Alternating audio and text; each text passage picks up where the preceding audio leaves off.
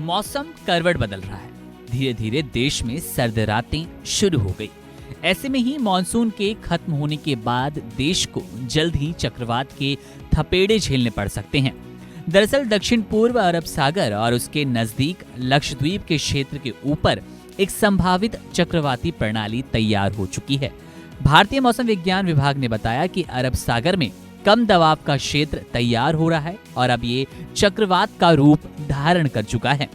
अगले 24 घंटे में गहरे दबाव वाले क्षेत्र में तब्दील होने की संभावना है। ये उसके अगले घंटे में उत्तर पश्चिम की ओर बढ़ेगा और फिर अगले 3 दिनों में बांग्लादेश पश्चिम बंगाल तटों की ओर बढ़ता जाएगा।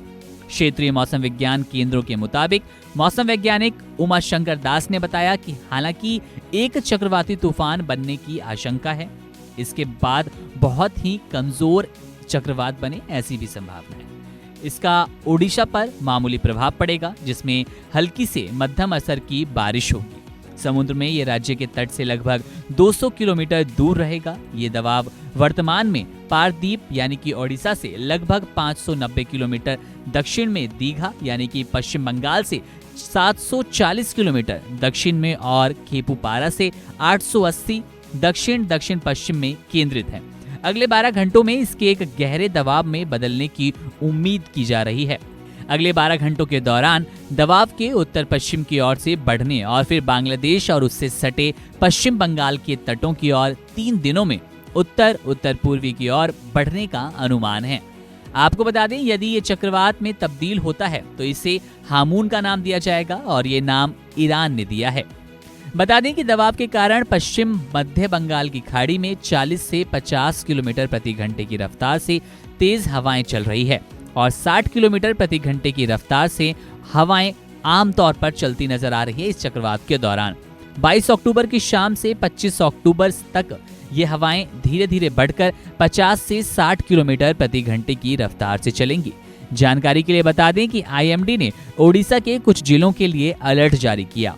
आईएमडी के भुवनेश्वर केंद्र के शाम के बुलेटिन के अनुसार सोमवार सुबह 8:30 बजे से लेकर 24 घंटे तक तटीय जिलों क्योंछर, मयूरगंज, अंगुल, ढेकनाल, बौद्ध, कंधमाल, रायगढ़, कोरपुट और मलकागिरी में कुछ स्थानों पर हल्की से मध्यम बारिश होगी।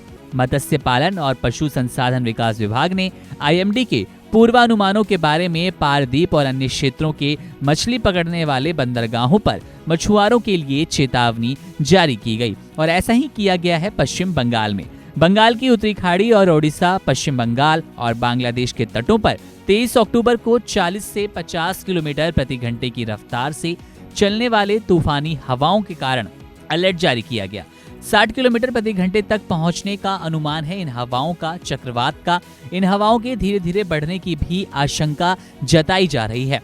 हवा की गति 60 से 70 किलोमीटर तक पहुंच जाएगी, जो 24 अक्टूबर से 26 अक्टूबर तक 80 किलोमीटर प्रति घंटे तक भी रह सकती है।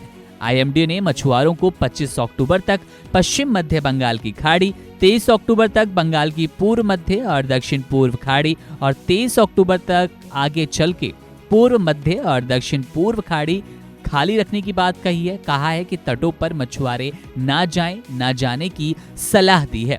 अब देखने वाली बात है कि ये सचमुच में हामून चक्रवात का रूप धारण करता है या फिर ऐसी किसी तबाही से ये दोनों ही राज्य बचने वाले हैं।